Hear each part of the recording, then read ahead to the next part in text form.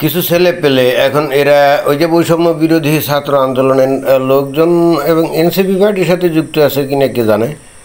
But এরা সবাই মিলে ওই যে রংপুরে ওই জাতীয় পার্টির যে প্রেসিডেন্ট এখন মনে হয় এই GM কাদের, তো তার বাড়ি এবং অফিস জাতীয় পার্টির অফিসে এগুলো ভাঙার জন্য গেছিলো এবং ভাঙচুরও করছে নাকি, কিছুটা নাকি আগুনও জ্বালিয়ে দিয়েছে। তো ওখানে কিন্তু জাতীয় পার্টির লোকজন কতটা তাদের প্রতিরোধ করতে পারছে কে জানে। কিন্তু একটা পর্যায়ে দেখা গেল যে সেখানে অতঃপর ওই যে সেনাবাহিনীর লোকজন গেছে এবং তারপর যারা যারা এই ধরনের কর্মকাণ্ডের সাথে জড়িত ছিল, অর্থাৎ ভাঙচুর আগুন জ্বালানো, তাদেরকে নাকি ধরছে এবং ধরে নিয়ে ওই জেল হাজতে পাঠাবে বলে যখন ব্যবস্থা নিচ্ছে, তখনই কিন্তু এই যে এনসিপি পার্টির নেতা সার্জিস আলম এই যে হাজির হয়েছে এবং এই যে একজন সেনাবাহিনীর কর্মকর্তার সাথে ওখানে কথাবার্তা বলছে। এ সম্পর্কিত ভিডিও আপনারা সবাই দেখেছেন এবং এইটা 2-3 দিন পুরনো খবর যদিও, কিন্তু আমার কাছে মনে হলো যে এই বিষয়ে একটা ভিডিওর অবতারণা আমাকে করতেই হবে যে ঘটনাটা আসলে কি। খেয়াল করে দেখুন যে এই গত 9 মাসে সারা বাংলাদেশে এই যে মবের রাজত্ব চালু হয়েছে। ছেলেপেলেরা যারা নাকি স্কুল কলেজ বিশ্ববিদ্যালয়ে পড়ে ওইসব পড়াশুনো সব বাচ্চা দিয়ে সবাই দল বেঁধে বিভিন্ন জায়গায় গিয়ে আক্রমণ করে এবং সেখানে বলা বাহুল্য আয় উপার্জন হয়, হাতের কাছে নানা রকম জিনিসপত্র পায় না। আবার এটাও শোনা যায় যে বিভিন্ন লোকের কাছ থেকে এরা চাঁদাবাজিও করে, এরকম শোনা যায় আর কি। দুষ্ট লোকজন বলে, কতটা সত্য কে জানে আমি জানি না। বাট ডক্টর মোহাম্মদ ইউনূস বাংলাদেশে একটা দুর্দান্ত কাজ করছে, যেটা কিন্তু অতীতের কেউ কোনো দিন করতে পারেনি এবং পৃথিবীর ইতিহাসে কোনো দেশে কেউ এটা করছে আমার জানা নাই। সেটা হলো যে ইয়াং জেনারেশন যারা নাকি ছাত্র ছাত্রী, বিশেষ করে ছাত্র যাদের কাজ হলো লেখাপড়া, ডক্টর মোহাম্মদ ইউনূস অন্তত তাদেরকে বুঝিয়েছে যে তোমাদের কামকাজ লেখাপড়া না, তোমাদের কামকাজ হলো দল বেঁধে এখানে ওখানে যাও, তারপরে মপটপ করো, এটাতেই আয় উপার্জন ভালো। লেখাপড়া শিখে কী হবে? লেখাপড়া শিখবে সো হোয়াট, বাংলাদেশে কি চাকরি বাকরি আছে নাকি? অতএব তুমি ওই BA-MA পাশ করো বা কলেজ বিশ্ববিদ্যালয় থেকে পাশ করো, করে ফায়দা কী? চাকরি পাইবে নাকি? জুতা ক্ষয় হয়ে যাবে। ওর থেকে ওই নাম কাওয়াজতে কলেজে বিশ্ববিদ্যালয়ে নাম লিখিয়ে তারপরে মোটামুটি দলবল নিয়ে এখানে ওখানে বেরিয়ে পড়ো, তাতেই আয় উপার্জন হবে। যে উপার্জন তুমি ভবিষ্যতে করবে সেটা তো এখনই হয়ে যাবে। এই কালচারটা অন্তত বাংলাদেশে ডক্টর মোহাম্মদ ইউনূস চালু করছে অনেকটা। তার ওই গ্রামীণ ব্যাংক, যেমন ওই যে ক্ষুদ্র ঋণ প্রকল্প উনি বাংলাদেশে চালু করছিলেন না, তো জীবনের শেষ বয়সে এসে বাংলাদেশের নতুন প্রজন্মের পোলাপাইনদের মধ্যে এই কালচারটা উনি চালু করা দিতে সমর্থ হয়েছেন। এখন আমি জানি না এর ফলশ্রুতিতে বা এর প্রতিক্রিয়ায় গোটা বাংলাদেশে ভবিষ্যতে আসলে কী হতে যাচ্ছে। নেলসন ম্যান্ডেলা উনি বলছিলেন, যতটা আমি শুনি, একটা বিখ্যাত উক্তি, সেটা হচ্ছে যে কোনো দেশকে যদি ধ্বংস করতে চাও তাহলে তাদের শিক্ষাঙ্গনকে একেবারে ধূলিসাৎ করে দাও।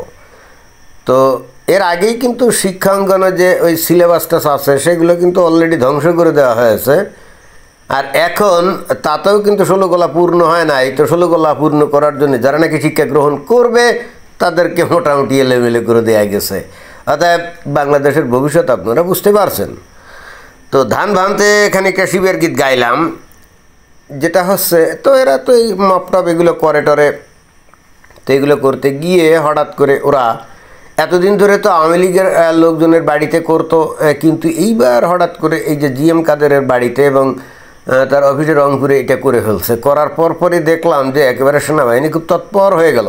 অথচ আমরা অতীতে এই সেনাবাহিনীকে আর কোনো দিন কোথাও তৎপর হতে দেখি নাই, বরং উল্টে আমরা দেখছি সেনাবাহিনী অনেকটা পাহারা দিয়েছে, তাই না? বিশেষ করে বাংলাদেশের ওই যে স্বাধীনতার স্থপতি বঙ্গবন্ধু শেখ মুজিবুর রহমানের যে বাড়ি 32 নম্বর বাড়ি, সেইটা যেদিন ভাঙলো সেদিন এই কথিত দেশপ্রেমিক সেনাবাহিনী যারা নাকি বলে যে বাংলাদেশের স্বাধীনতা যুদ্ধের আদর্শই তাদের আদর্শ, অথচ সেই বাংলাদেশের স্বাধীনতা যুদ্ধের প্রতীক 32 নম্বর বাড়ি তাদের সামনে ভেঙে গুড়িয়ে দেয়া হলো। এবং তারা গেল গিয়ে কি বলল না বলল আমরা ভিডিওতে দেখেছিলাম, যে তারপরে চলে গেল এবং মনে হলো যে মানে তাদের বললো যে হ্যাঁ ঠিক আছে ভেঙে টেঙে ফেলো, কোনো সমস্যা নেই। তো এই ধরনের ঘটনা যখন আমরা গত 9 মাস ধরে দেখলাম যে সেনাবাহিনী আসলেই কোনো ভূমিকা কোথাও নিয়েছে আমরা শুনি নাই। মাঝে মাঝে অবশ্য তাদের যে সেনাবাহিনী প্রধান আছে ওয়াকারুজ্জামান, উনি ওই বিভিন্ন সভা সমিতি মিটিংয়ে বলছেন এনাফ ইজ এনাফ, আর চলবে না। কিন্তু এই পর্যন্ত এই সেনাবাহিনী প্রধানের এই সমস্ত কথাবার্তা শুনে দেশের মানুষ কিন্তু আশান্বিত হতে চেয়েছিল যে উনি যখন বলছেন তাহলে বোধ হয় এইবার বাংলাদেশে এই সমস্ত ঝই ঝামেলা বিশৃঙ্খলা বোধ হয় বন্ধ হবে। কিন্তু বন্ধ হয় নাই। যারা নাকি মব কালচার অভ্যস্ত হয়ে গেছে, নগদ মাল পায়, তাই না? তো এইখান থেকে কি আর এত সহজে কি সরে যায়? হ্যাঁ, যায় না। কিন্তু ঘটনা হচ্ছে হঠাৎ করে রংপুরে কি হলো যে সেনাবাহিনী একেবারে তৎপর হয়ে গেল। এটা কি আপনারা চিন্তা করে দেখছেন? আমি অনেকের আলোচনা আমি শুনেছি, তারা অনেকে এরকমভাবে বলার চেষ্টা করলো যে অনেক দিন পরে এইবার সেনাবাহিনী অ্যাকশানে নামছে, বাংলাদেশে আর কিন্তু মপটপ হবে না, মানে এই ধরনের আশাবাদ ব্যক্ত করছে। ভালো কথা, আশাবাদ ব্যক্ত করতেই পারে, কিন্তু একটু গভীরে তলিয়ে দেখলে বিষয়টা কি আসলেই তাই নাকি? খেয়াল করতে হবে জিএম কাদেরের ভাইকে লেফটেন্যান্ট জেনারেল এরশাদ, যিনি বাংলাদেশের সেনাবাহিনী প্রধান ছিলেন এবং 9 বছর ধরে উনি দেশের প্রেসিডেন্ট ছিলেন, তাই না? তো এখন সেনাবাহিনী প্রধান ছিলেন প্রাক্তন, এবং আজকের যে সমস্ত লোকজন এই যে সেনাবাহিনীতে আছে, আমি জানি না তারা কেউ কেউ এই এরশাদের আমলে রিক্রুটেড কিনা, নাও হতে পারে। বাট যেহেতু সেনাবাহিনী প্রধানের বাড়ি, এই জিএম কাদেরের বাড়ি মানে অনেকটা সেনাবাহিনী প্রধানের বাড়ি, তাই না? তারপরে মনে করেন যে জাতীয় পার্টির অফিস মানে সেনা প্রধান অর্থাৎ প্রাক্তন জেনারেল এরশাদের দলের অফিস, তাই না? তো সেই জায়গা ভাঙ্গা মানে তো কি হলো, সেনাবাহিনী এটা কি মেনে নিবে? খেয়াল করতে হবে যে এখানে শ্রেণীর প্রতি যে প্রীতি বা ভালোবাসা, এটা কিন্তু সব জায়গাতেই থাকে, তাই না? এবং ঘটনাটা আসলে এইটা যেহেতু লেফটেন্যান্ট জেনারেল এরশাদের সাথে সম্পর্কিত, এই জন্যে সেনাবাহিনী প্রধান এখানে খুব দ্রুত একবার অ্যাকশানে নেমে গেছে। এবং এই যে সার্জিস সেখানে গিয়েছিল, যারা নাকি মাপ করছিল তাদেরকে তো ধরছিল, তো এই সার্জিস তাদেরকে ছাড়িয়ে আনতে গেছিল এবং ছাড়িয়ে আনছিলও মনে হয়, বা এরকম একটা পরিস্থিতিতে এই যে সেনাবাহিনীর একজন কর্মকর্তা তার সাথে কথাবার্তা বলছে এবং বলছে মপটপ আর করা যাবে না, মপটপ আর করা যাবে না। কিন্তু ঘটনা কি আসলে তাই নাকি? এরপরেও মব হচ্ছে, তাই না? আসলে উনাদেরই একজন বস, প্রাক্তন বস, তার ওই জায়গায় গিয়ে ঘটনা ঘটছে, এই জন্যে এদের ইগোতে লেগে গেছে যে এখন কিছু একটা তো করা দরকারই। তা যদি না হয় এরপরে হয়তো ক্যান্টনমেন্টে যে মব শুরু করে দিতে পারে, তাই না? তাহলে কি করবে? আমার মনে হয় ওই জন্যেই বস্তুত এখানে সেনাবাহিনীর কর্মতৎপরতা আমরা দেখছি। এর কারণ হচ্ছে এরপরেও কিন্তু দেশের বিভিন্ন জায়গায় অলরেডি এই ধরনের ছোটোখাটো ঘটনা ঘটেছে এবং নিশ্চিতভাবেই সেটা সেনাবাহিনীর কানে গেছে, কিন্তু কোনো পদক্ষেপ কিন্তু গ্রহণ করা হয় নাই। তো সেনাবাহিনী মনে হয় যে একটু আতঙ্কিত যে লেফটেন্যান্ট জেনারেল এরশাদের বাড়িতে যখন বা তার অফিসে যখন এই মব হলো, তো 2 দিন পরে ক্যান্টনমেন্টেও তো মব হতে পারে, তাই না?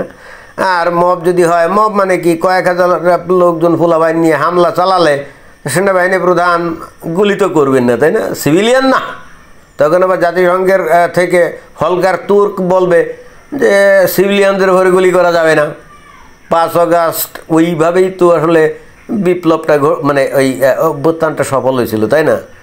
তো এখন এই পোলাপাইনরা আর 2 দিন পরে যদি হাজার হাজার পোলাপাইন জড়ো হয়ে যদি সেনাবাহিনীর ওই ক্যান্টনমেন্টে গিয়ে মব শুরু করে দেয়, আর ওদিকে যদি বলে যে মানে ফলকার তুর্ক জাতিসংঘ থেকে যদি বলে যে তোমরা গুলি যদি চালাও, তাহলে তোমাদেরকে কিন্তু আন্তর্জাতিক মিশনে ওই করতে দেওয়া হবে না, সার্ভিস করতে দেওয়া হবে না।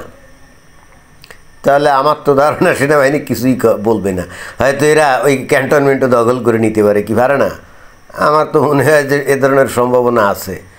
দেশপ্রেমিক সেনাবাহিনী বস্তুত ফরেন মিশনে চাকরি করার জন্যেই বাংলাদেশের এই সেনাবাহিনীটা আমার কাছে মনে হয় তাদের জীবনের একমাত্র আরাধ্য হলো ওই আন্তর্জাতিক মিশনে ওই 2 বছর বা মানে মনে করেন যে এক টার্মে নাকি 2 বছর ঘাটে, তো 2-3 টার্ম কাজ করা, এটাই হলো আসলে তাদের মূল লক্ষ্য এবং দায়িত্ব।